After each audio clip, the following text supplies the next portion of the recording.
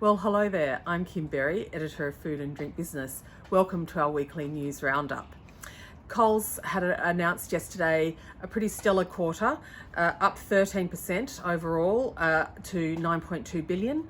Stephen Kane was at pains to report that while the quarter was quite successful, spend is now returning to pre-COVID levels.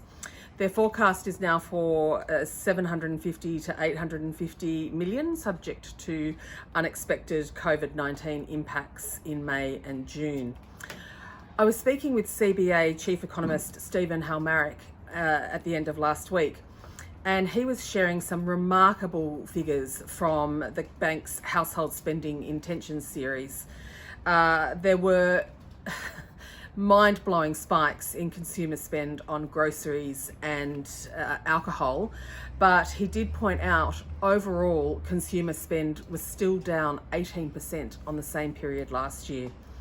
As Stephen said, every economist in the land is saying that the next quarter is probably not going to be the best, but with a hopeful pickup in the new financial year, but obviously really dependent on what happens with the pandemic and government decisions on lockdowns and industry sort of requirements.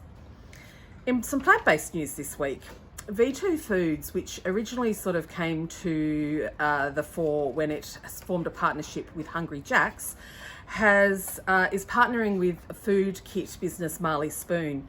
This is the second plant-based business that Marley Spoon is pairing with. It already works with Fable Food Company that have a shiitake mushroom protein product. And also the Meatless Farm Company from the States has had its Australian debut. So no matter how much you roll your eyes or don't believe in the plant-based protein space, it's massive and it's growing. So it's a very interesting one to watch. Now, really, news of the utmost importance for this week is Arnott's announcement last week that every week now until social isolation requirements and stipulations are eased, it is going to announce and reveal a recipe for one of its iconic favourite biscuits. That's right, you can make your own Monte Carlos at home. Every week they're doing this, so head to the website for the Monte Carlo recipe, and I am actually waiting with bated breath to see what they're going to release this week. Don't forget to head to our website foodanddrinkbusiness.com.au for all of the latest news and more details on the stories that I've covered today, and also to sign up to our bi-weekly newsletter and of course this video bulletin.